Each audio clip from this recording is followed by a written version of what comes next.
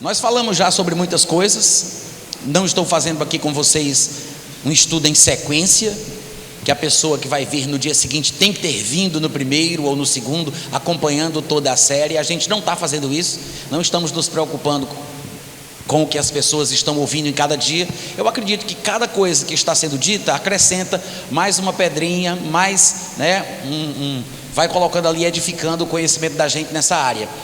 A escatologia é um assunto muito vasto e às vezes a gente fica bem confuso por causa das influências que recebemos de pessoas que ouvimos na internet, blogs que lemos, podcasts que ouvimos ou livros. Então acaba fazendo uma grande salada. E eu acredito que alguns pontos que eu compartilhei com os irmãos talvez possa lhe dar uma orientação diferente e te faça procurar por um tipo de abordagem mais sólida, com mais base na Bíblia, tá? Eu creio que o arrebatamento ele acontece antes do primeiro dia dos 7 anos de tribulação. Não acredito que a igreja esteja destinada a experimentar o período tribulacional. Eu sei que algumas pessoas que acreditam diferentemente do que eu penso tentam diferenciar o que a Bíblia chama de tribulação daquilo que a Bíblia chama de ira de Deus. Alguns pós-tribulacionistas gostam de fazer isso.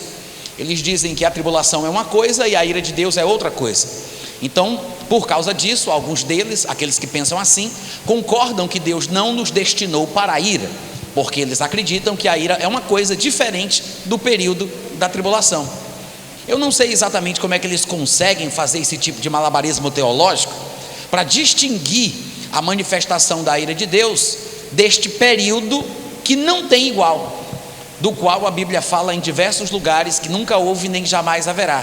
Vai ser um período de angústia, de sofrimento e de tribulação grandes, e não somente por causa dos ataques do anticristo, do controle do anticristo, das campanhas militares que o anticristo vai desenvolver, não somente por isso, mas quem me acompanha já há algum tempo sabe que eu tenho uma visão particular sobre a questão de quem vai ser o anticristo, e eu penso que ele vem da descendência de Ismael. Quantos entenderam o que eu falei? Ismael, ele tem uma descendência enorme, e esse povo que é descendente de Ismael segue uma religião que é intransigente, que tem um espírito supremacista, que impõe certas coisas na marra. Nesta religião, criada por um suposto filho de uns 12 príncipes, gerado por Ismael, que seria Maomé, filho de um descendente de um dos 12 príncipes de Ismael, gerados por Ismael. A gente lembra que Jacó gerou 12 homens, dos quais saíram as 12 tribos de Israel, mas às vezes a gente se esquece que o próprio texto bíblico fala que Ismael também gerou 12 príncipes. De fato, o próprio nome Ismael foi dado por Deus. Poucas pessoas tiveram os nomes dados por Deus. Ismael, ele se tornou conhecido como um poderoso caçador com arco e flecha. E curiosamente, quando se fala do anticristo como sendo aquele primeiro cavaleiro montado num cavalo branco, ele também vem com o arco na sua mão. E as características da religião islâmica, que surgiu através de um suposto filho de um dos descendentes dos 12 príncipes, que seria Maomé, a religião islâmica, ela tem as mesmas características intransigentes e supremacistas que a Bíblia fala que o império do anticristo terá. Até mesmo o trato para com as mulheres, porque lá no livro de Daniel a Bíblia fala que ele não terá respeito ao Deus dos seus pais, e se realmente ele for um descendente de Ismael que pratique o islamismo, como eu venho acreditando desde 2013 para cá, faz todo sentido, porque significaria que o Deus de Abraão, de Isaac e de Jacó também foi o Deus de Ismael, mas ele não teria mais respeito pelo Deus dos seus pais, dos seus antepassados. Não significa que ele seria judeu. Tem muita gente que pensa que o anticristo ele tem que ser judeu para que a nação de Israel possa fazer uma aliança com ele, como Daniel prevê lá no capítulo 9. Mas as pessoas não percebem que, na verdade, quando o texto fala sobre o anticristo, fala sobre alguém que vem de fora da nação de Israel. Ele tem uma etnia diferente. Tanto é que ele fala que o povo do príncipe que virá, lá em Daniel ele fala sobre o povo do príncipe que virá. Esse príncipe é o anticristo. Ele diz que o povo do anticristo invadirá a cidade, destruirá o templo, atacará o povo judeu, falando que o povo do anticristo é um povo diferente do povo judeu. Porque se o anticristo fosse judeu, ele não diria: o povo do príncipe que virá destruirá a cidade, destruirá o templo. Não faria sentido. Bastava ele dizer que haveria uma espécie de guerra civil, judeu contra judeu. Mas ele fala sobre o povo do anticristo, que é um povo de fora de Israel. E esse é um versículo chave, revelador, sobre a etnia e o lugar de onde o anticristo vai sair. E é por isso que muitas pessoas, se baseando nesse versículo, essa luzinha está me incomodando, viu? É por isso que muitas pessoas, com base nesse versículo, acabam fazendo uma interpretação equivocada. Por quê? Porque o texto diz: o povo do príncipe que virá destruirá Jerusalém e destruirá o templo dos judeus. E isso foi falado antes do nascimento de Jesus Cristo, na época que Daniel estava cativo na Babilônia. Muito tempo depois, o Senhor Jesus nasce.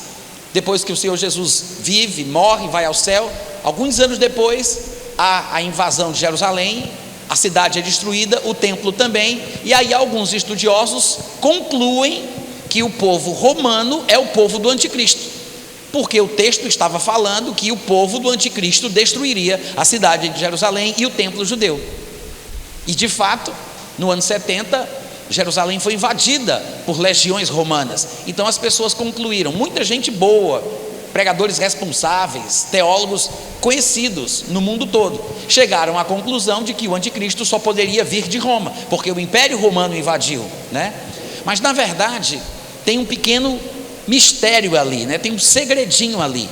Quando ele fala: o povo do príncipe que virá destruirá Jerusalém, a cidade, o templo, etc. Quando ele diz isso, ele fala de um povo da etnia do anticristo.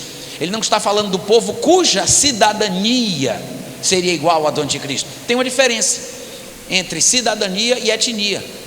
A palavra traduzida por povo, ali no texto de Daniel 9:26, é etnia. Tanto é que na versão grega do Antigo Testamento, que é conhecida como Septuaginta, a palavra usada é etnon, de onde vem etnia no português, etnon. Ou seja, ele está falando da etnia do anticristo e não de uma suposta cidadania. Nós lembramos, por exemplo, que em determinada ocasião Paulo ele estava preso e um oficial romano mandou bater em Paulo, e Paulo perguntou: quem é que dá a vocês o direito de bater, açoitar um cidadão romano? Aí voltaram para dizer para o oficial que ele era cidadão romano. Aí o oficial foi falar com ele pessoalmente. Aí disse assim: quanto foi que você pagou para ser cidadão romano? Aí disse: eu não paguei nada, eu sou de nascença. O que é que Paulo quis dizer com isso? Paulo quis dizer o seguinte, que ele estava fazendo uso da lei romana, que dizia que se alguém fosse filho de um pai ou de um vô, fosse descendente de alguém que pagou pelo título de cidadão romano, este, segundo a lei romana da época, seria cidadão romano de nascença. O homem, ele tinha pago pelo título de cidadão. Então Paulo, ele era da cidade de Tarso, como a gente sabe, que fica no sudeste da Ásia Menor, né, na atual Turquia. Ele era etnicamente hebreu de hebreus, a sua etnia era judaica, ele era descendente de Abraão, de Isaac e de Jacó, das tribos de Israel, mas ele tinha dupla cidadania, como é possível inclusive hoje em dia também de se ter. Ele era de Tarso, mas ele também era considerado pela lei romana da época como cidadão romano de nascença. Mas o homem que era oficial romano não era romano de nascença. Paulo era e ele não, porque o homem teve que pagar, mas Paulo teve a sorte de um pai pagar antes, de um avô pagar antes. Então Paulo apenas fez uso dos seus conhecimentos, dos seus direitos, falando que era cidadão romano de nascença, como a própria lei romana determinava. Como vocês estão entendendo? Ou seja, eu estou dizendo isso para você entender a diferença entre cidadania e etnia. Quando o texto diz que o povo do anticristo iria invadir a cidade de Jerusalém, ele está falando do povo, a palavra ali é etnia. As 6 legiões romanas que invadiram Jerusalém eram todas de povos do Oriente Médio. Não havia nenhum soldado que fosse etnicamente romano. Para falar a verdade, os legionários nem sequer se importavam em comprar o título de cidadão romano, apenas oficiais que ganhavam mais, que se importavam com isso, procurando prestígio. A partir do século Não, a partir do ano 15, não é do século, é o primeiro século, do ano 15 depois de Cristo, o Império Romano estava tão grande que eles tomaram uma decisão diferente em relação à questão administrativa do Império. Começaram a contratar pessoas das províncias dominadas pelo Império Romano, contratando-os para serem legionários do Império Romano. Juntar a fome com a vontade de comer. Se eles conquistaram a terra daquele povo, o povo precisa de trabalho, eu ofereço o trabalho e ele faz o que eu mando. Então ele vai impor a minha lei, a minha vontade, como um soldado legionário, embora não seja um cidadão romano e nem seja etnicamente romano. Ele não nasceu na Itália, mas ele trabalha para o Império Romano. Como é que chama? É um soldado romano, aspas, mas ele não é romano no sentido de ser de Roma ou de ter nascido na Itália. Quando vocês estão entendendo a diferença? Ele é um legionário, mas esse povo que servia as legiões, que eram chamados e contratados das províncias conquistadas, eram chamados de soldados provincianos. A guarda pretoriana, que inclusive aparece na Bíblia, né? Nós sabemos de Paulo pregando para a guarda pretoriana. Estes sim, era uma classe especial de soldados de Roma, que guardavam as edificações e os afazeres dos Césares. Estes eram da Itália, eram de confiança, era povo romano, etnicamente falando. Não eram sequer cidadãos com títulos comprados, era o povo do povo romano. Vocês entendem a diferença? Então, quando a profecia diz que o povo do anticristo destruiria a cidade de Jerusalém e o templo dos judeus, ele estava falando sobre um povo da etnia igual à do anticristo. Muitos estudiosos acharam que quando no ano 70 o Império Romano invadiu Jerusalém, isso prova que o povo do anticristo é o povo do Império Romano. É por isso que até hoje nós temos duas vertentes interpretativas buscando o anticristo de um ou outro lugar, com base nessa interpretação. Uma linha acredita que ele vai vir da Europa, porque o antigo Império Romano do Ocidente, cuja sede se encontrava em Roma, um pouco tempo depois o Império Romano do Ocidente teve a sua sede em Constantinopla, que hoje fica na Turquia, né? Mas o Império Romano se dividiu mais ou menos ali pelo ano 300 e alguma coisa depois de Cristo, mas a sede e o pontapé inicial veio do Império Romano do Ocidente, cuja sede se encontrava em Roma. Só que o Império Romano do Ocidente, num determinado momento da história, foi invadido pelos bárbaros germânicos, ele se esfacelou e se transformou no que hoje nós chamamos de Europa. A Europa é a mesma região do antigo Império Romano do Ocidente. Por causa disso, e pela interpretação de Daniel 9:26, que diz que o povo do anticristo iria invadir e destruir Jerusalém e o templo dos judeus, e como o Império Romano invadiu Jerusalém, os romanos teriam invadido, então eles acham que o anticristo tem que vir da Europa. E é por isso que tem essa interpretação, ele será um estadista, um primeiro-ministro que virá da Europa, porque associam que a Europa é o antigo Império Romano do Ocidente. Outra linha interpretativa pensa assim: não, o Império Romano do Ocidente, ele acabou, perdeu a sua força, perdeu a sua vez, mas ele foi se transformando. Ele se transformou primeiro no Sacro Império Romano, por causa da cristianização do Império Romano, depois se transformou na Igreja Católica Apostólica Romana, e então, na verdade, o anticristo vai ser o Papa. Então tem essas duas linhas que buscam o anticristo em alguma ligação com a interpretação de Daniel 9:26 por causa dessa questão. O detalhe, gente, é que como a palavra etnia está ali, ele não está falando sobre o povo romano, porque Tito, que era romano, ele não concordou, não aprovou, não incentivou o ataque à cidade de Jerusalém e a destruição do templo, muito pelo contrário, ele dava ordens aos gritos para que os soldados legionários das províncias ao redor de Jerusalém, todos descendentes de Ismael, aquele povo ali ao redor de Israel, dava ordens para que eles parassem. Quem diz isso são dois historiadores, um deles é Flávio Josefo, bem conhecido dos evangélicos, ele conta sobre isso no livro A Guerra aos Judeus, no tomo de número 6, volume 6, que é uma obra em séries, mas essa obra completa foi incluída naquele livro que é vendido em livrarias evangélicas, que é a História dos Hebreus. Esse livro todo está incluído lá dentro. E outro historiador que também fala sobre isso é Públio Cornélio Tácito, que é mais conhecido no mundo secular. Nós conhecemos mais como evangélicos o Flávio Josefo, né? Mas os dois falam que os sírios, os jordanianos, como nós diríamos hoje em dia, o povo ali da região da Turquia, o povo do norte da África, esses descendentes de Ismael que se estabeleceram ali, fronteiriços aos seus irmãos, que tem uma característica, como disse a profecia lá em Gênesis 16, de um jumento selvagem, né? Está escrito lá, que dá amarrada para todos os lados, que morde, ninguém controla, ninguém domina. Essa é a característica do povo do anticristo. Esse é o povo etnicamente, não é a cidadania, mas é a etnia. Na verdade, o imperador Tito, que era romano, ele discordou, não aprovou, brigou, gritou, mas os vizinhos dos judeus, porque agora eram legionários, trabalhavam para Roma, estavam com a faca e o queijo na mão, a oportunidade de acabar com os seus adversários, que eram os judeus. Então eles fizeram o que fizeram. O cumprimento da profecia de Daniel fala sobre o anticristo vindo como provavelmente um descendente de Ismael. E é exatamente por isso, como a gente falou em alguma destas sessões, que eu não me lembro qual foi, que em 1 João capítulo 2, versículo 22 está escrito que o anticristo é aquele que nega o pai e nega o filho. Não existe, eu vou dizer isso aqui e eu não sei se vocês sabem, mas depois vocês podem pesquisar, não existe uma religião no mundo, uma, que mate as pessoas por decapitação, porque a pessoa disse que Jesus é filho de Deus, a não ser o islamismo.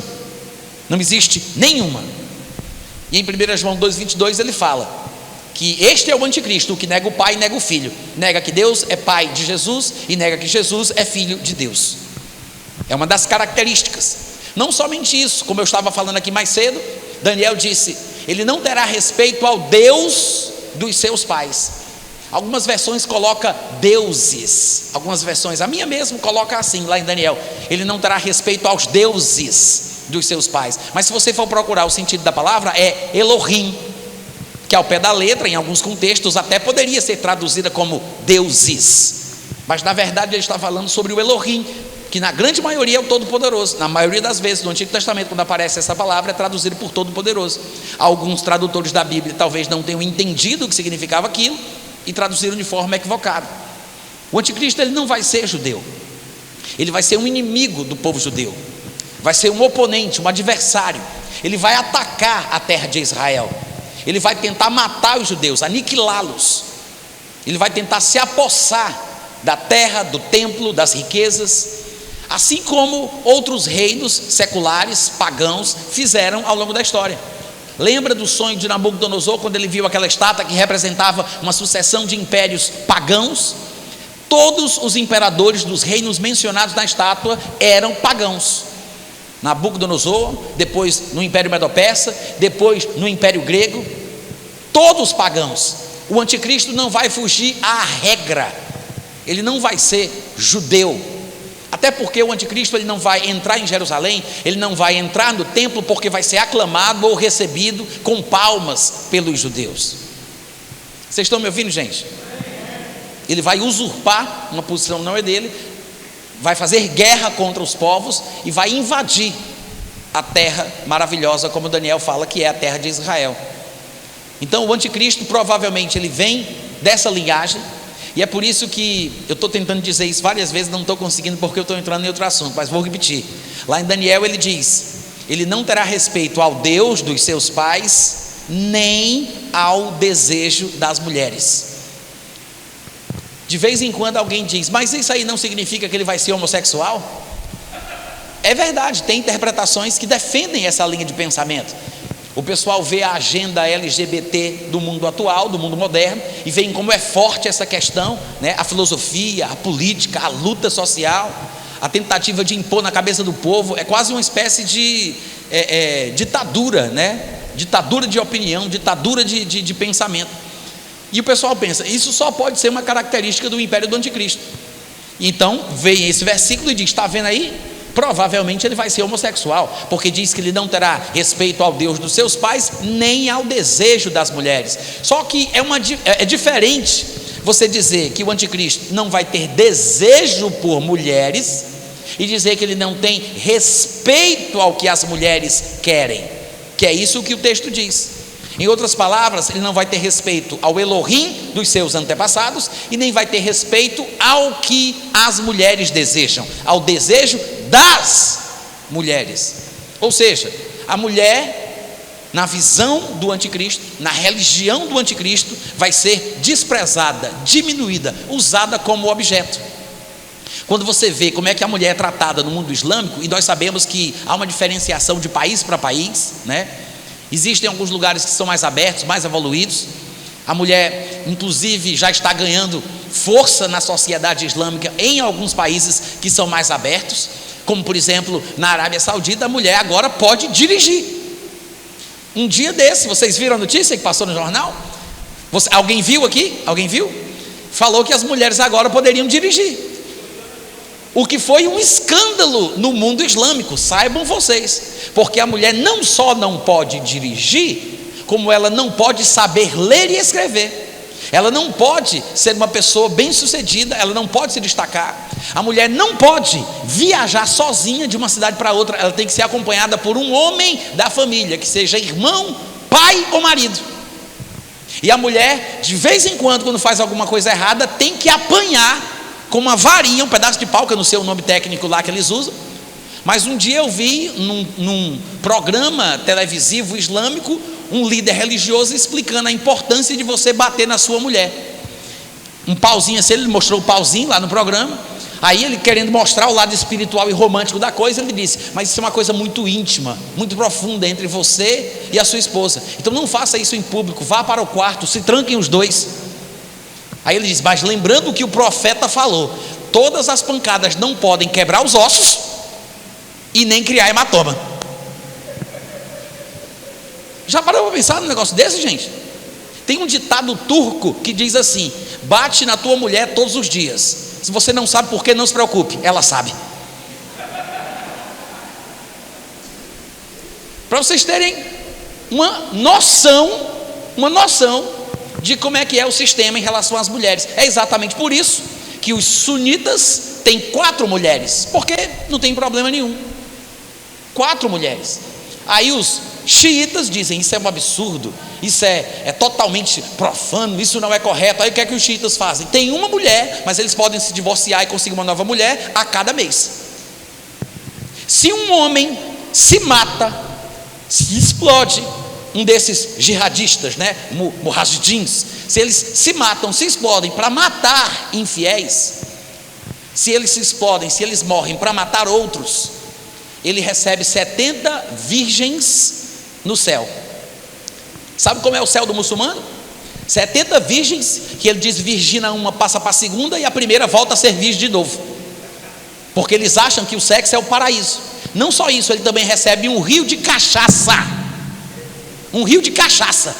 para ele poder beber. Aqui não pode não, mas no céu ele vai ter. Esse é o paraíso do muçulmano. Aí o homem muçulmano tem 70 mulheres, e se a mulher se explodir, o que é que você acha que ela tem? Nada, porque a mulher não vale nada no islamismo. Uma vez eu ouvi uma ex-muçulmana dar um testemunho, que mora aqui no Brasil, ela fugiu do Egito com o marido dela, porque eles se converteram, mudaram de nomes para não serem perseguidos nem assassinados, e ela estava dando um testemunho num seminário cristão de missões. Eu estava no culto, falei com ela depois e tudo, e ela contou a história, que ela desde criancinha não entendia por que Deus, Alá, a palavra Alá é Deus em árabe, tá, gente? É parecido com a palavra hebraica para Deus, que é Eloá, Elohim, né? É quase a mesma coisa, são parecidas, tem algumas semelhanças as duas línguas. Então a palavra Alá é Deus. Inclusive nas Bíblias cristãs, quando se fala de Deus, a palavra que está lá é Alá, para você não pensar que Alá é uma espécie de coisa ruim, tá? Alá é um demônio, Alá não, Alá é a palavra Deus em árabe, que inclusive aparece nas Bíblias evangélicas, tá? Mas ela se perguntava, então deixa eu explicar outra coisa, não é porque a palavra Alá significa Deus, que quando eles se referem a Deus, eles estão falando do mesmo Deus que a gente fala. Basta você pensar da seguinte forma: quantas pessoas no mundo, aqui no Brasil, dizem que servem a Deus, que amam a Deus, mas quando elas vão falar do caráter, da personalidade de Deus, elas demonstram uma característica que não é o Deus da Bíblia. Ter o mesmo nome ou chamar pelo mesmo termo não significa que é a mesma pessoa. 2 homens podem ter o nome de João, mas um pode ser um bandido e o outro pode ser uma pessoa caridosa, uma pessoa do bem e uma pessoa do mal, com o mesmo nome. Então não é pelo fato de Alá significar Deus que o Deus que eles seguem, porque é o mesmo nome usado pelos cristãos, que é o mesmo Deus Pai do Senhor Jesus Cristo. São personalidades, temperamentos totalmente diferentes, características diferentes do Deus cristão e do Deus islâmico. Quantos vocês estão entendendo? E aí essa senhora, ela falava que desde criancinha ficava se perguntando por que Deus, por que Alá tinha tanto ódio das mulheres, que a mulher é muito, muito maltratada na religião islâmica, das piores formas que você puder imaginar. Aí ela era criança e um dia ela foi se abraçar com o vô dela, que estava em oração lá, rezando. Só que no islamismo, se um muçulmano estiver rezando e orando e uma mulher tocar nele durante aquele processo, daquele ritual, ele tem que se lavar, tomar banho, começar tudo de novo. Ele não pode continuar se uma mulher tocar nele. Ele estava no processo lá, né, que tem um ritual, são não sei quantas vezes que ele tem que fazer lá uma determinada cerimônia, falar algumas coisas. No meio desse processo, essa menina, essa senhora que no dia estava contando a história, foi abraçar ele, inocente, uma criança. Aí o avô deu tapa, bateu nela, porque ela atrapalhou a sua consagração. Porque agora ele teria que tomar banho e começar tudo de novo, porque uma mulher tocou nele. Então ela estava traumatizada. E ela queria saber por que Alá tinha tanto ódio de mulheres. Para falar a verdade, ela até tentou se matar. Ela pulou de cima de um prédio, não sei qual era a altura, não era tão alto assim. Ela caiu, quebrou a perna, parece que teve fratura exposta, não sei como foi um negócio bem grave, que ela ficou lá internada. E os médicos, quando iam visitá-la no quarto, eles entravam de máscaras, porque segundo o que ela relata, a perna dela já estava ficando podre, cheirava mal. E eles decidiram que teriam que amputar aquela perna. E numa dessas ocasiões entrou um médico sozinho, sem máscara, e chegou na perna dela, botou a mão assim, coisa que nenhum dos outros jamais tinha feito, e olhou nos olhos dela e disse: eu sou o caminho, a verdade e a vida. Ela não entendeu nada. No outro dia a perna dela estava normal, curada. Gente, isso acontece tanto no mundo islâmico que você não tem ideia. Se você pesquisar na internet para você ver as conversões dos muçulmanos, os sonhos, as visões, as revelações, é uma coisa surpreendente. Como Deus ama esse povo e como Deus tenta alcançá-los. É muita gente se convertendo no mundo árabe, no mundo islâmico. Ela foi curada, se levantou desesperada, já achou estranho porque aquele médico entrou sem máscara, ninguém fazia isso, e depois falou aquele negócio lá que ela nunca tinha ouvido. Aí começou a perguntar para o povo do hospital: quem foi o médico? Qual foi o médico? Como é que ele era? Era assim, era assado. Aí ele disse isso e aquilo outro. Aí quando ela falou isso para mais de uma pessoa no hospital, alguém identificou aquilo como sendo uma coisa dos crentes. E disse: rapaz, eu já vi crente falando esse negócio aí, esse negócio de eu sou o caminho, a verdade e a vida. Eu já ouvi isso dos crentes. Aí ela disse: vou procurar os evangélicos. Aí começou a procurar, chegou num pastor lá da cidade que ela morava e contou a história. O pastor ficou impressionado. Aí o pastor disse: quem falou isso foi o Senhor Jesus Cristo. Aí ela: foi Jesus que entrou lá e me curou? Ah, pois então eu vou aceitar essa verdade, vou aceitar esse Deus, eu quero me batizar. Aí o pastor: aqui não, com medo de ser assassinado, porque estava convertendo um muçulmano. Então ele orientou ela, mas não teve coragem de batizá-la. E ela, desesperada, foi atrás de explicações e encontrou o rapaz com quem ela veio a casar futuramente, porque era um crente agente secreto lá dentro Aí quando eles se converteram, assumiram, casaram, disse: não, vamos embora daqui. Aí fugiram do país. Nem a família deles sabe direito onde é que eles estão, crentes com filhos. Aí ela foi e contou essa história naquele dia lá, naquela conferência de missões. E ela disse: e aí eu pensei, eu vivia me questionando por que Deus, Alá, tinha tanta raiva das mulheres. E quando eu comecei a ler a Bíblia, que agora eu era cristã, aí eu vi que na Bíblia dizia que Deus colocaria inimizade entre Satanás e a mulher, entre a antiga serpente e a mulher. Aí ela disse: foi a primeira vez que eu tive uma resposta lógica que fizesse sentido de tanto ódio que Alá tem das mulheres no mundo islâmico. Aquilo para mim foi um choque quando ela disse aquilo, mas faz todo o sentido. Essa inimizade, essa maldade, esse desprezo para com as mulheres, que são características da religião islâmica, que traz consigo as marcas do que o anticristo vai sentir, querer e fazer.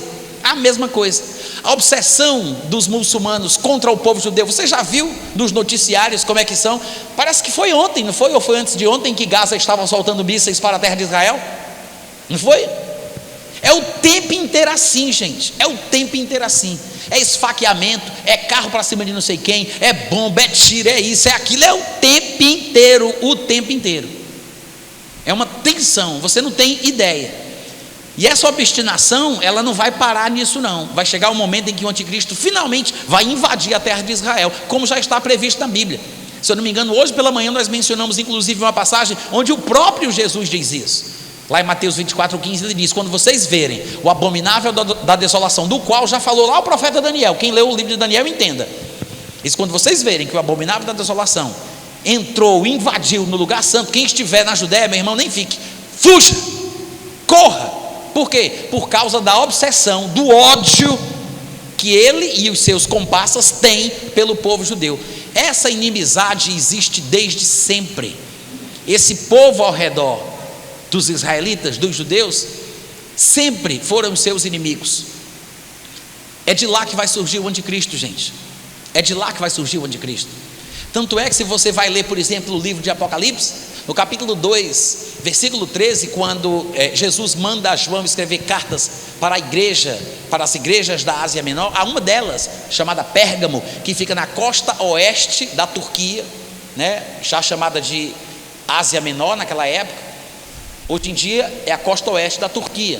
É da onde vem a palavra pergaminho, porque Pérgamo fazia, né, os materiais nos quais eram escritos os textos, os pergaminhos. Era muito famosa por causa disso, a cidade de Pérgamo. Aí ele manda escrever uma carta à igreja que está lá. Aí sabe o que é que Jesus manda João dizer para essa igreja? Para essa igreja específica, para cada um ele diz uma coisa, mas para essa ele diz assim: eu sei que tu estás onde Satanás habita. Eu sei que tu estás no lugar onde está o trono de Satanás. E é curioso, porque fica na costa oeste da Turquia. E depois, quando chega mais na frente, no mesmo livro de Apocalipse, no capítulo 13, versículo 2, veja, eu citei o 2, 13, e agora no 13, 2, diz que e Satanás, a antiga serpente, o dragão, deu à besta um trono, poder e grande autoridade. Ora, se no mesmo livro, capítulos antes, disse que o seu trono estava na costa oeste da Turquia, e agora ele diz que ele vai dar o seu trono, Satanás estava com o seu trono ali, e agora ele vai dar o seu trono para a besta, significa que quando a besta surgir no cenário mundial, quando este império, este reino, este governo, essa confederação de nações se levantar, ela vai estar com a sua sede exatamente lá. Gente, é o que o texto está dizendo. Por que a gente tem a mania de procurar do outro canto? É o que o texto está dizendo. Aí você me pergunta: então, Natan, quer dizer que a tribulação vai ser uma experiência que somente os judeus vão experimentar? Porque ele vai ficar obstinado pela terra dos judeus, pelo povo judeu, ele vai invadir a terra de Israel, então só eles sofrerão? Irmãos, se a minha linha de raciocínio, que defende que o anticristo há de ser um descendente de Ismael, praticante fervoroso da religião islâmica, que é supremacista, intransigente, e como vocês veem nos noticiários, feroz e terrível, basta que esse líder diga para os homens que são, para o povo que é muçulmano espalhado pelo mundo, para que eles se revoltem e façam algum tipo de coisa no lugar onde eles moram. Na época que surgiu o Estado Islâmico na sua versão 2.0, porque essa versão que a gente conhece do Estado Islâmico, que veio à tona no ano de 2013, é uma espécie de releitura do Estado Islâmico original. O Ibrahim Abu Bakr al-Baghdadi, o autoproclamado califa, líder do Estado Islâmico, estava seguindo a visão do antigo, da versão 1.0 do Estado Islâmico, que foi criada por um cara chamado al-Zarqawi. E aí ele morreu, aí anos depois o al-Baghdadi disse: não, vamos continuar o projeto e a visão do Estado Islâmico inicial. Isso é uma coisa cíclica, que se repete, porque eles sempre estão tentando estabelecer um Estado Islâmico mundial. Tem um filme que fala sobre isso com Leonardo DiCaprio, chamado Rede de Mentiras. Assista esse filme, vale a pena.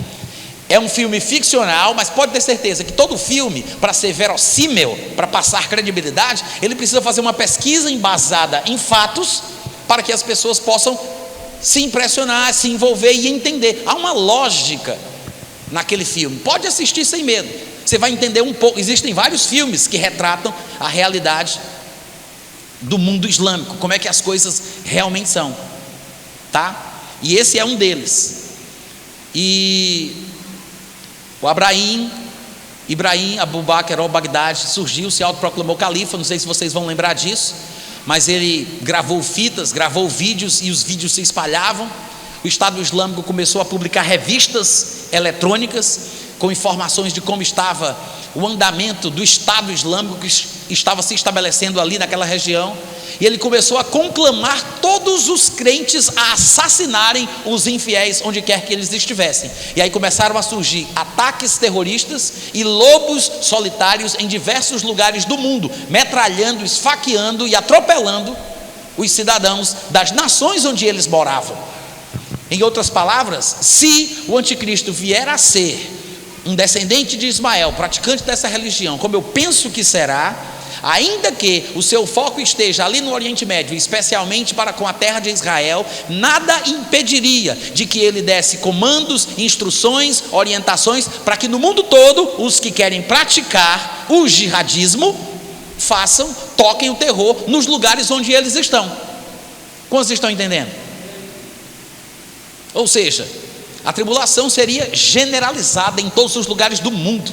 E eu vou dizer mais: não existe nenhuma religião que consiga se levantar agora em 2021, que consiga ter a projeção que a religião islâmica tem, para que possa ter algum tipo de peso, algum tipo de influência mundial. Nenhuma religião conseguirá se levantar. Hoje o islamismo é praticamente a maior religião do mundo. Tecnicamente o cristianismo ainda é a maior religião do mundo, mas é o cristianismo misturado com todos os segmentos cristãos. É o catolicismo, é a igreja ortodoxa, é o espiritismo cristão, são as seitas que nós consideramos que não são muito cristãs, é todo mundo junto. Aí o cristianismo é maior.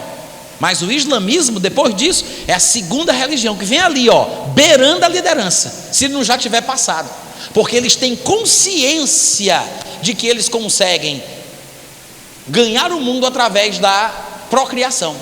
É por isso que eles têm vários filhos, porque para eles cada novo filho é um novo missionário. E eles zombam da cultura ocidental, que tem um filho, no máximo 2. Eles zombam, tem vídeos na internet aos montes deles zombando, dizendo: quero ver quando os ocidentais vão conseguir barrar o islamismo. Nós temos 4 mulheres, com cada mulher nós temos 8 filhos. Aí todo mundo fica rindo. É uma coisa assim que você diz: cara, que loucura, é diabólico. Você vê que eles sabem, eles têm consciência do que estão fazendo. De uma hora para outra, se você for pesquisar, você vai ver que diversos países da Europa já são dominados pelo Islã.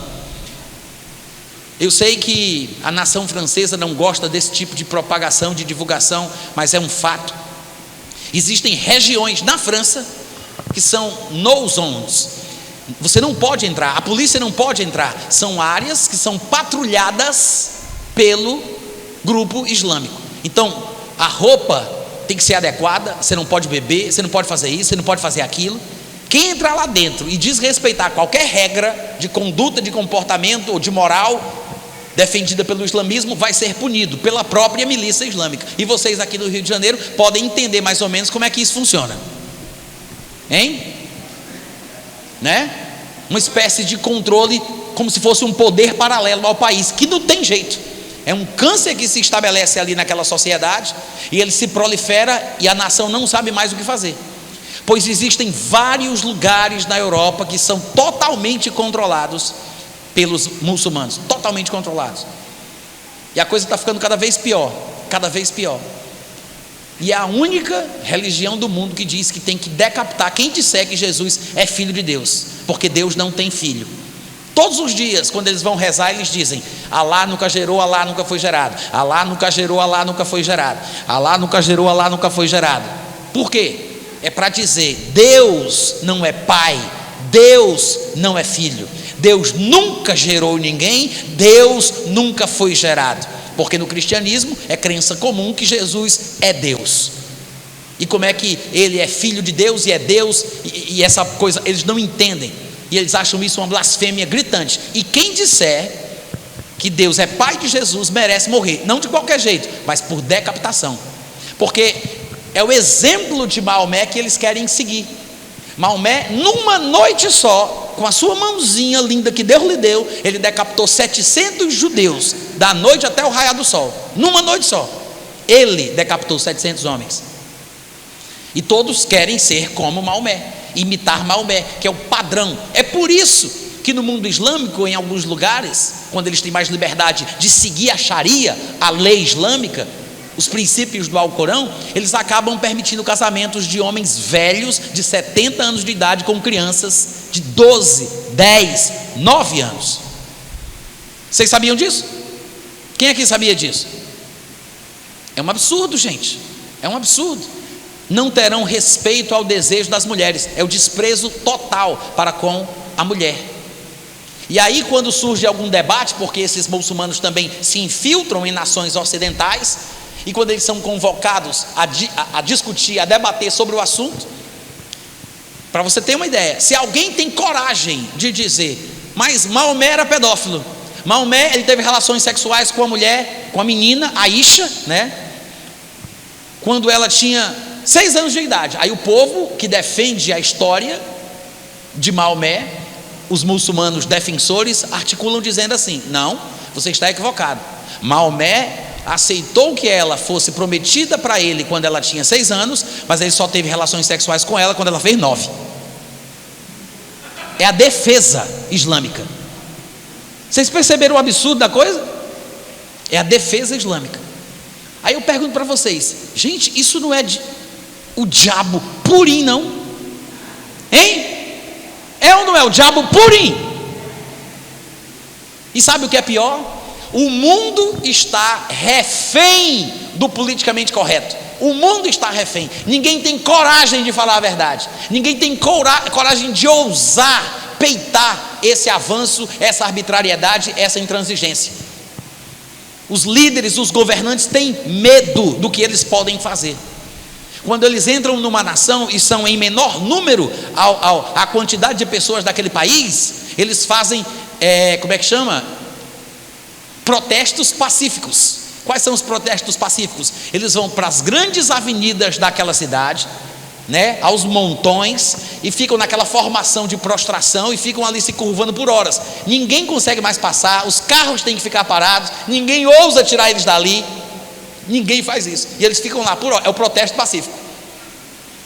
Quando eles começam a crescer em número naquela nação, eles começam a fazer exigências para que sejam estabelecidos tribunais oficiais que seguem a Sharia, para que eles possam resolver entre si as suas demandas pessoais.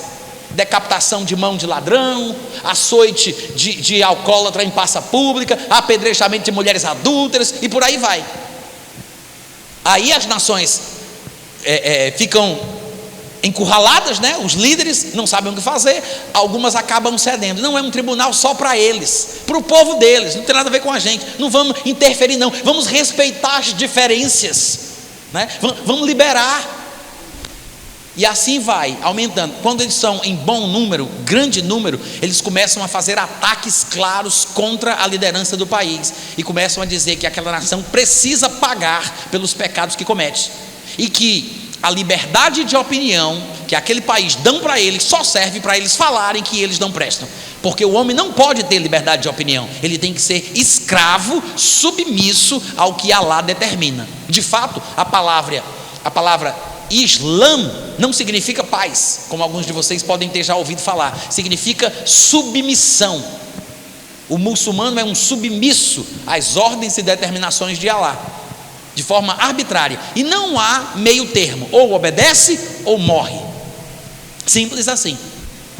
As características do Islã, gente, são tão fortes, tão diabólicas, que sinceramente eu não vejo como qualquer outra religião. Você pode colocar 50 anos daqui para frente, pode colocar, ou 100 anos daqui para frente, eu não vejo como uma religião poderia se levantar com um alcance tão grande como o Islã tem hoje no mundo, com as características diabólicas que tem, com as características bíblicas do comportamento do anticristo, como o Islã tem, que possa fazer o que o Islã já faz.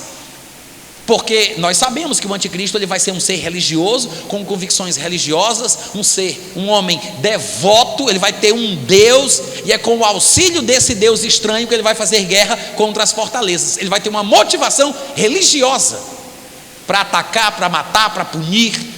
É uma motivação religiosa. Ele não é apenas um líder político, militar, não. É uma motivação religiosa, é um homem de fé, que tem crenças. Não existe religião nenhuma que tenha a coragem e as características para fazer o que o Islã faz. Curiosamente, o Islã persegue e mata quem peca. Olha que loucura isso que eu vou dizer agora. Em tese, teoricamente, porque na prática às vezes os próprios muçulmanos, quando estão escondidos, eles fazem o que não deveriam fazer, né? É de se esperar, por causa da natureza humana. Mas a teoria é: quem fuma tem que ser punido, quem bebe álcool tem que ser punido, faz qualquer coisa que o Alcorão ou a lei Sharia fala de forma contrária, tem que ser punido. E aí o que acontece? Para pensar, os homossexuais eles perseguem, as mulheres eles maltratam, as outras religiões que são pagãs e idólatras, como eles supõem, também devem ser punidas. Para pensar, se o anticristo vier mesmo do Islã, se vier, não é curioso que no Islã eles persigam os pecadores? Não é curioso? Porque durante a tribulação os pecadores serão punidos por Deus. E é interessante que esta seja uma característica do Islã: perseguir quem peca. É como se fosse realmente uma punição divina, porque na história do Antigo Testamento Deus levantava homens maus, como ele fez com o rei da Síria, com Nabucodonosor, para punir outras nações que estavam obstinadas no pecado. E aí depois que aquele propósito era cumprido, Deus punia o líder que foi levantado por ele, como ele fez com Nabucodonosor, como ele fez com o rei da Síria. Levantava para punir quem merecia e depois punia o punidor. Da mesma forma o anticristo é um braço da vingança divina. Ele vai ser um instrumento usado por Deus para expressar a sua ira e para punir os pecadores da terra, embora ele mesmo vá ser morto. Pelo que a Bíblia diz, quando o Senhor Jesus Cristo vier, ele vai ser morto pelo sopro da sua boca. Mas o movimento islâmico, para mim, irmãos, é uma característica profética clara do que ainda vai se levantar na terra. E eu escrevi um livro sobre isso, para quem não sabe, tá? Eu não sei se ainda tem ali atrás, lá você que está cuidando para mim, tem algum livro ainda deles? A Bíblia, o Islamismo e o Anticristo. Eu falo bastante. Na verdade, esse livro que está ali, custa R$30, tá, gente? Para quem tiver interesse. Esse livro foi o meu TCC, quando eu fiz o meu bacharelado em teologia, e depois eu transformei ele num livro. Seria interessante, se você tem curiosidade para aprender um pouco mais, você ler algum livro nesse sentido. Existem alguns deles. Infelizmente, em português são raros os que falam da forma que eu falo, com a clareza que eu apresento. Existem, mas são raros. Normalmente as pessoas estão falando do anticristo como sendo um futuro papa, ou um futuro estadista vindo da Europa, ou um líder que se destaque nas Nações Unidas, ou alguma coisa nesse sentido, porque eles não conseguem perceber que está tudo alinhavado nas escrituras, mostrando que este futuro líder mundial, ele não vai ser apenas um estadista, não vai ser apenas um primeiro-ministro, apenas um presidente, ele vai ser um misto de várias coisas, de uma vez só. Ele vai ser um líder governamental, ele vai ser um líder religioso, é política, religião e militância. Ele vai ser o líder do exército, o líder do governo, o líder da religião, tudo numa pessoa só, que é exatamente as características que o Islã abarca em si. Se alguém pergunta para você, o Islã é uma religião? Você pode dizer que sim, mas não para aí. O Islã é muito mais do que isso. É uma religião, é um estado, é um exército. É por isso que existem os jihadistas, aqueles que se empenham na luta, no combate, na guerra. E é tão louco o sentimento que eles têm. Gente, eu não sei se vocês já pesquisaram sobre isso. Quem lembra daquele acontecimento que veio a público, que foi um choque? Teve vários, mas quem lembra do Charlie Hebdo? Aquela revista da França, quando alguns desenhistas, é uma revista satírica, né? Eles, cômico, eles zombam com todas as religiões. Já tinham feito com católicos, cristãos, evangélicos, etc. Eles zombam de todas as religiões. E na mesma pegada zombaram também do Islã, fazendo desenhos, sátiras com Maomé, com o islamismo, com as mulheres que se vestem daquele jeito, porque são obrigadas a se tampar completamente.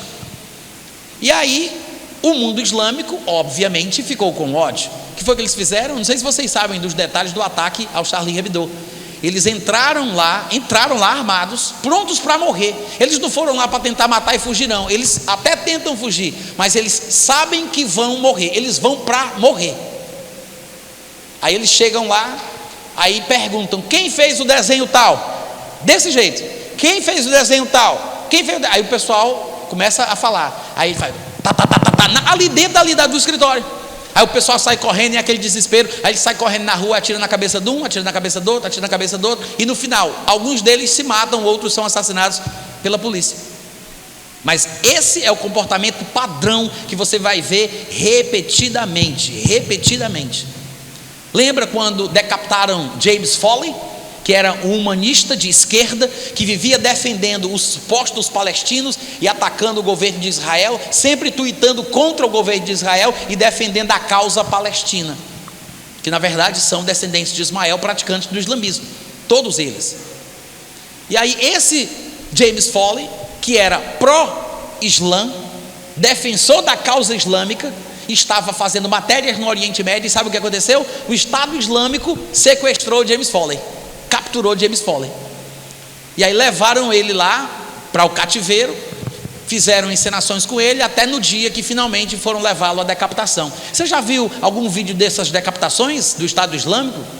Vocês nunca acharam estranho como é que eles ficam ali ajoelhadinhos, falando, lendo aquela coisa que o Estado Islâmico manda eles falarem, que eles manda eles lerem, e eles ficam ali, logo depois o cara vem com a faca e arranca o pescoço dele assim, de forma fria? Nunca parou para pensar como é que eles estão fazendo isso, de forma tão calma, tão tranquila? É porque o Estado Islâmico fazia essa encenação várias vezes por semana.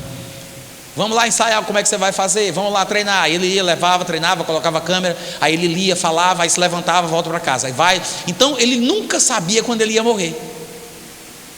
E ele começa a se acostumar e achar normal. É mais um dia que eu vou e volto.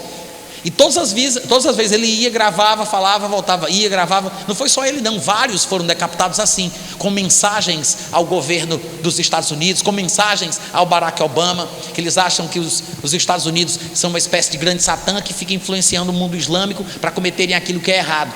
E aí eles ficavam pegando os americanos a despeito do que eles pensassem. Esse coitado James Foley defendia os muçulmanos, mas porque era americano, os muçulmanos não quiseram nem saber. Pegaram ele como exemplo para mandar uma mensagem. E aí num dos dias ele foi ensaiar mais uma vez, mas foi o dia da sua morte. E aí ele gravou a mesma coisa de sempre, leu a mesma coisa de sempre. Mal acabou ele, o cara veio com a faca e tem o vídeo completo, mostrando assim, ó, cortando assim, com frieza. É tão horrível que as crianças são convocadas para assistir as torturas, os açoites, as decepações das mãos, as decapitações. E o que é que eles fazem depois que decapitam uma pessoa, ou decapitam, não sei nem como é que pronuncia isso direito? Sabe o que é que eles fazem? Eles dão a cabeça para as crianças jogarem de bola. Isso é desumano, gente. É ridículo.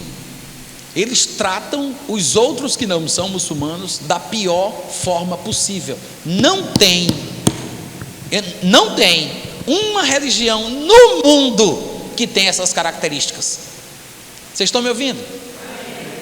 Pode ter certeza de uma coisa. Quando o anticristo surgir, quando ele finalmente, que algumas pessoas às vezes perguntam: Natan, mas ele já nasceu? Ele já está de pé? Ele já está por aí no mundo? Pode até ser que sim. Se nós formos a geração, se nós formos a geração que há de ser arrebatada, o anticristo já deve estar por aí com seus 20 e poucos anos, ou 20 e tantos, não sei, ou 30 e tantos, ou 30 e poucos, não sei. Mas se nós formos a geração que vai ser arrebatada, ele já tem que estar vivo, porque pouco tempo depois do arrebatamento, o cenário mundial vai começar a se enrolar, até que ele se destaque, assuma a liderança do império que ele vai usurpar e toque o terror no mundo. Obviamente que não somente isso há de acontecer. Nós vimos hoje pela manhã, quando Jesus falava sobre o que ele chamou de princípio das dores. Vai haver guerras, fomes, pestes, várias coisas começarão a acontecer, mas depois a coisa vai piorar. Terremotos, furacões, cataclismos, o sol ficando preto, a lua vermelha como sangue, as estrelas do céu caindo pela terra. A coisa vai ser feia, pavorosa. Não é só o que acontece embaixo não, é em cima também. Os poderes dos céus serão abalados. É um tempo que, segundo Jesus, nunca houve e nem jamais haverá. E eu não sei se Jesus disse isso de propósito, como se estivesse esquecendo do dilúvio, porque pelo que parece vai ser pior, porque ele disse, nunca houve uma coisa assim, e nunca jamais vai haver, porque provavelmente nunca aconteceu, dessas estrelinhas que a gente vê grudada lá no firmamento, caindo na terra. Aí o pessoal, às vezes eu fico pensando assim, o pessoal é muito sem noção, né? Lembra quando o pessoal começou a falar das luas de sangue que estavam aparecendo, e o pessoal disse que eram os sinais do Apocalipse? Vocês lembram disso? Abre aí Apocalipse capítulo 6 comigo, vamos dar uma olhadinha no que é que diz lá. Apocalipse capítulo 6. Apocalipse 6, olha aqui para mim, só para eu fazer uma pequena explicação antes da gente fazer a leitura. Olha para cá, não vai ler sozinho não, hein? Olha essa covardia, vamos ler todo mundo junto. Apocalipse, basicamente, a sua maior parte é uma descrição detalhada do que vai acontecer durante a tribulação, tá?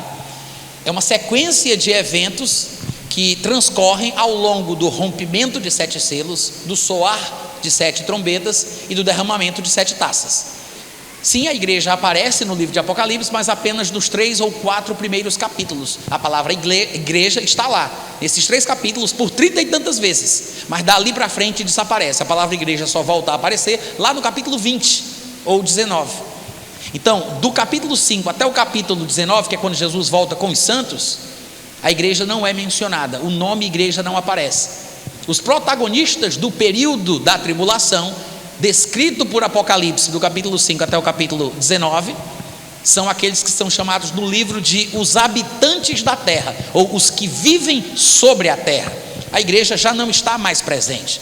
De fato, a maioria dos pré-tribulacionistas encara o arrebatamento no capítulo 4, quando João, supostamente representante da igreja, ouve uma voz de Deus que o chama para cima e ele sobe ao céu. Muita gente usa isso como uma figura do arrebatamento, e faz sentido, porque dali para frente a igreja desaparece e todos que estão na tribulação, que vai ser descrita do capítulo 5 em diante, são os habitantes da terra, os que estão sobre a terra. E aqui no capítulo que a gente vai ler, nós vamos ver o que vai acontecer no rompimento do 6º selo. São 7 selos, 7 trombetas e 7 taças. Eu creio que são sequenciais. Existem 2 formas de se interpretar o livro de Apocalipse. Na teologia, eles chamam de paralelismo, ou a outra forma, de interpretação parentética. O que essas palavras significam? Paralelismo é porque eles acreditam que acontecimentos estão se desenrolando paralelamente, simultaneamente, no céu e na terra.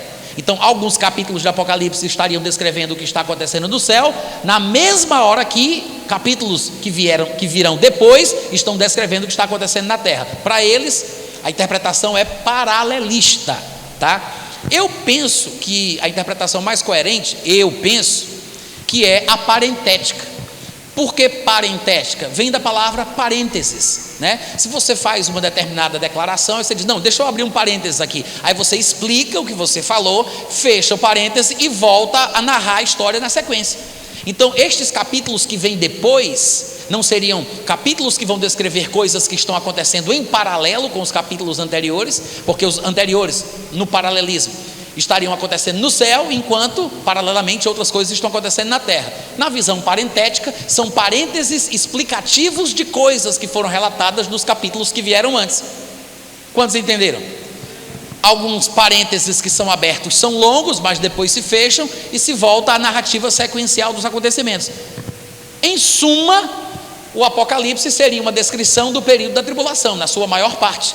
E essa tribulação vai acontecer ao longo do rompimento de 7 selos, do soar de 7 trombetas e do derramamento de 7 taças. No 6º selo, ou seja, é bem no começo da tribulação, né? No 6º selo, diz aí, versículo 12, que quando o cordeiro abriu o 6º selo, sobreveio grande terremoto, o sol se tornou negro como saco de crina, a lua toda como sangue, as estrelas do céu caíram pela terra como a figueira quando abalada por vento forte deixa cair os seus figos verdes. O céu recolheu-se como um pergaminho. Uau! Já parou para pensar? Que coisa assustadora. Quando um raio não, né? Relâmpago é nuvem para nuvem e raio é da nuvem para a terra. Quando um raio cai perto de você, você já teve a experiência de ver um raio caindo perto da sua casa, perto de você? O trovão que vem depois não é assustador? Vocês já tiveram medo de trovão? Pode falar, gente, tem vergonha não. Assustador, não é? Quando é muito perto assim, se vocês um dia tiverem essa experiência, é horrível. Agora imagina o céu se enrolando como se fosse um pergaminho, se enrolando. A visão, como vai ser extraordinário esse acontecimento. Sol negro, lua vermelha, as estrelas caindo, o céu se enrolando. Olha que loucura. Aí diz que no versículo 14: todos os montes e ilhas foram movidos do seu lugar, os reis da terra, os grandes, os comandantes, os ricos, os poderosos, todo escravo, todo livre, se esconderam nas cavernas, nos penhascos dos montes, e disseram aos montes e aos rochedos: caiam sobre nós e escondei-nos da face daquele que se assenta no trono e da ira do Cordeiro, porque chegou o grande dia da ira deles, e quem é que há de suster-se? Gente, está vendo aqui como é que vai estar a situação do mundo quando a lua ficar vermelha, quando a lua for a lua de sangue? O pessoal não vai ficar na varanda com binóculo, comendo pipoca, tirando foto para postar no Instagram, não. Aí o pessoal falando: Natan, você acha que essas luas de sangue são as luas do Apocalipse? Nunca, jamais. A situação e o quadro que Apocalipse prevê para o comportamento do mundo no dia que as luas de sangue de Apocalipse estiverem acontecendo, não vai ser desse jeito não, gente. Vai ser assustador, vai ser pavoroso. Vocês estão me ouvindo? Esse é o tipo de coisa para o qual a igreja não foi destinada. Deus não nos destinou para a ira. Amém, gente? Tudo isso que a gente está falando aqui, dessas características do anticristo, da tribulação, não é para a igreja. Aí o pessoal diz: mas Deus vai proteger a igreja durante essas situações. Não tem nem sentido, gente.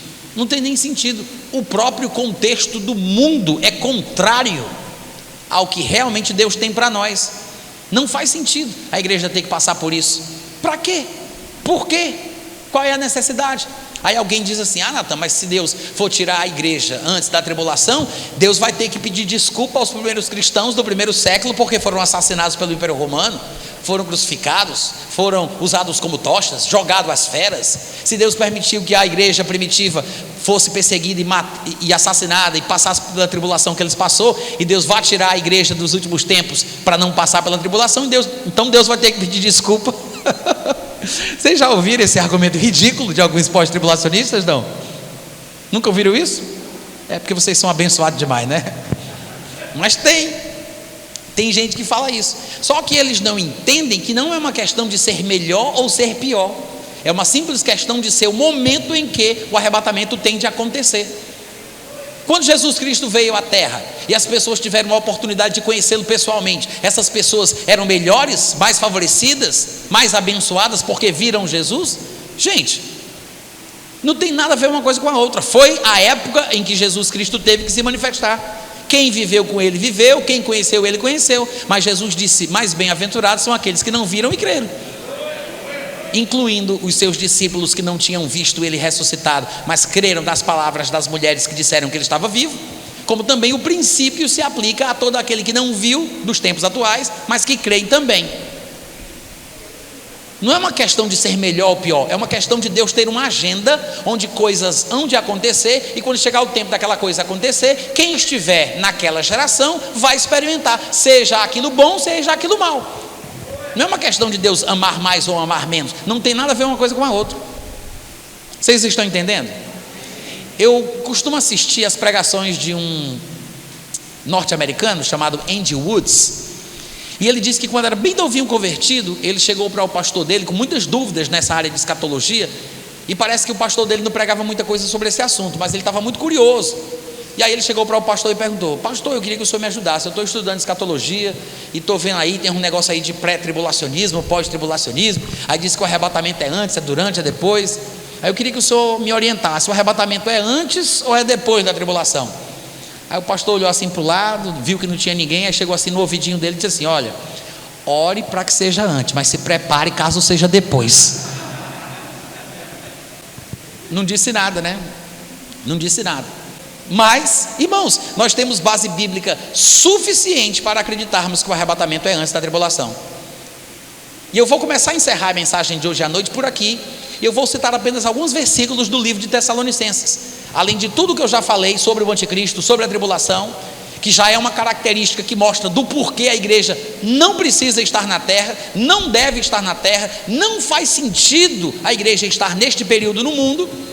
No livro de Apocalipse nós vemos Paulo, por exemplo, falando no capítulo 1, versículo 9 e 10, o seguinte. Vocês acharam? 1 Tessalonicenses, capítulo 1, versículo 9 e 10. Ele diz: eles mesmos no tocante a nós proclamam que repercussão teve o nosso ingresso no vosso meio, ó Tessalonicenses, e como vocês, deixando os ídolos, presta atenção agora, vos convertestes a Deus para servirdes o Deus vivo e verdadeiro e para aguardardes dos céus o seu Filho, a quem ele ressuscitou dentre os mortos, Jesus, que nos livra da ira vindoura. Amém, gente? O que foi que Paulo disse aqui? Paulo disse: vocês se converteram para servir o Deus vivo e verdadeiro e para esperar Jesus voltar, que quando vier nos livrará da ira vindoura. Ou seja, primeiro ele mostra que a gente se converte para servir a Deus e para esperar Jesus voltar. Faz parte da vida cristã esperar Jesus voltar. Só que ele diz que essa volta, que não é a mesma que acontecerá depois da tribulação, quando todos os olhos o verão, mas é a volta de Cristo para o crente, para recebê-lo para si mesmo, para levá-lo ao céu, é o arrebatamento que ele tem em vista. Ele diz: quando ele voltar, quando ele vier, nos livrará da ira vindoura.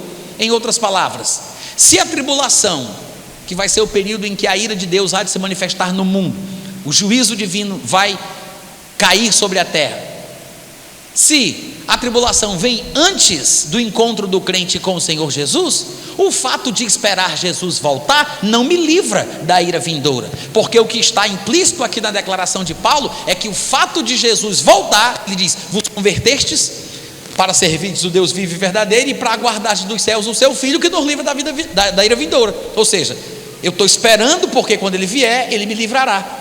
E está falando do arrebatamento. Mas se o arrebatamento é depois da tribulação, eu tenho que passar pela tribulação para me encontrar com ele no final. Como é que ele me livra da ira se ele está depois da ira?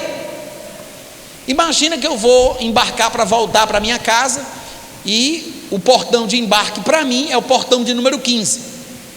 A ira está no portão de número 14. Como é que eu vou conseguir chegar no portão 15 sem passar pelo 14? Não tem como. Ou seja, esperar Jesus que me livra da ira significa que esse meu encontro com ele, quando ele vier, tem que ser antes do período da ira. Por quê? Porque Deus não nos destinou para a ira. É o que Paulo vai dizer lá no capítulo 5 do mesmo livro de 1 Tessalonicenses. Vira as páginas aí da tua Bíblia, vai para o capítulo 5 e olha do versículo 9 ao 10 o que é que ele vai dizer. Ele já disse no capítulo 1, versículo 9 e 10, que aguardar Jesus voltar do céu nos livra da ira vindoura. E agora no capítulo 5, versículo 9, ele diz: porque Deus não nos destinou para a ira. Nos destinou para quê então? Para alcançar a salvação mediante nosso Senhor Jesus Cristo, que morreu por nós, para que quer vigiemos, quer durmamos, vivamos em união com ele. Aí ele fala: consolai-vos, pois, uns aos outros e edificai-vos reciprocamente, como também estáis fazendo. Ele falou: Deus não nos destinou para a ira, deixando implícita a esperança do resgate antes do tempo da ira. Aí ele fala: consolai-vos, pois, uns aos outros. Aí depois, em 1 Tessalonicenses 4, aliás, é o capítulo anterior, né? No capítulo 4, do versículo 13 ao 19, quando ele vai falar do arrebatamento, ele diz: porquanto o Senhor mesmo, dada a sua palavra de ordem, ouvida a voz do arcanjo, ressoada a trombeta de Deus, descerá dos céus, os mortos em Cristo não são todos os justos mortos de Adão até aquele momento. Ele está falando dos mortos em Cristo. Assim como os cristãos vivos seriam arrebatados e transformados e arrebatados, os mortos em Cristo ressuscitariam primeiro. Depois, nós, os vivos, os que ficarmos, seremos arrebatados juntamente com eles entre nuvens, para o encontro do Senhor dos ares, e assim estaremos para sempre com o Senhor. Ele acabou de falar do arrebatamento, aí o que é que ele diz logo em seguida? Consolai-vos, pois, uns aos outros com estas palavras. 2 vezes nós lemos ele falando sobre o fato de não termos sido destinados para a ira, e no final desta explicação ele diz: consolai-vos uns aos outros. E agora, falando do arrebatamento, ele diz de novo: consolai-vos, pois, uns aos outros com estas palavras. Por quê? Porque sempre que a Bíblia fala de arrebentamento, quem crê é os pós-tribulacionistas, mas toda vida que a Bíblia fala sobre arrebatamento, é uma mensagem de consolo. Gente, para pensar, por que Paulo diz consolai-vos uns aos outros com estas palavras, quando fala do arrebatamento, ou quando fala que não fomos destinados para a ira? É porque a igreja não vai passar por isso. Se o arrebatamento é depois da tribulação, né? Vai ser aquele pega no pega, ora no pega. Aí vai ser aquela coisa toda, aquela loucura, aquela tribulação, o juízo, né? Imagina, se fosse depois, não faria sentido isso que ele disse aqui, porque ele deveria ter dito mais ou menos assim: bom, gente, como vocês sabem, a tribulação vai vir antes, o anticristo vai se levantar, muita gente vai morrer, muita gente vai ser decapitada, alguns de vocês não sobreviverão, mas no final seremos arrebatados. Consolai-vos uns aos outros com essas palavras. Faz sentido isso? Não faz sentido.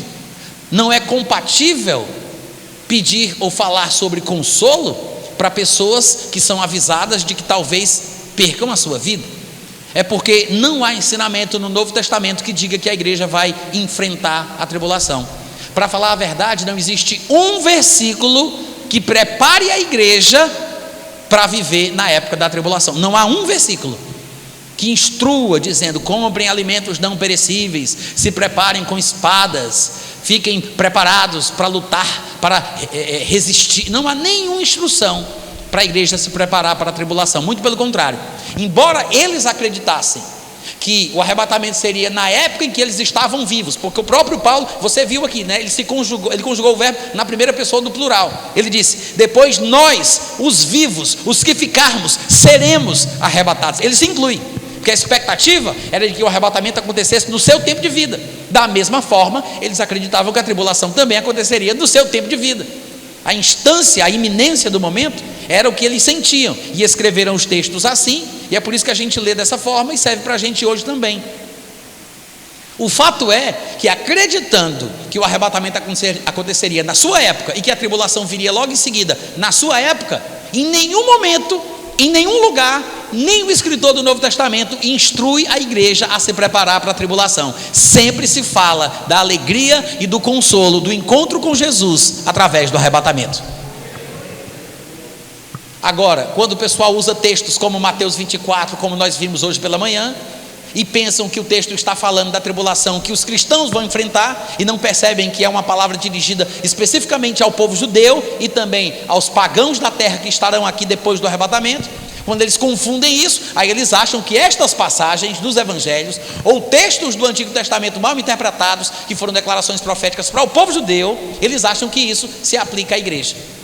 E aí, por isso, há toda essa confusão no corpo de Cristo. Mas você não tem com o que se preocupar. Se você nasceu de novo, se você é salvo, por mais que você morra, se você for um missionário e for enviado para um país fechado, totalitário, do Oriente Médio, que persegue o cristão, e por mais que você morra, você sabe que não é um problema, porque você tem a vida eterna garantida em Jesus Cristo. Mas se você vai viver a sua vida toda num lugar onde você não corre risco de morte, irmãos, não tem problema nenhum. Prega o evangelho, viva o evangelho e se prepare para o momento do arrebatamento, porque ele está chegando. Amém? Então, não fiquem desesperados, tá? Não fiquem preocupados. Se der tudo certo, amanhã a gente vai falar um pouco sobre a perturbação que o pós-tribulacionismo causa na igreja de Cristo. Não sei se vai fluir, se vai dar certo, mas a minha expectativa é essa, tá? E aí a gente vai fechar o nosso culto aqui na igreja, e eu espero que vocês estejam sendo abençoados com a palavra de Deus, tá bom? Quem quiser livro tem ali atrás. Deus abençoe o coração de vocês, obrigado pela paciência e até a próxima em nome de Jesus.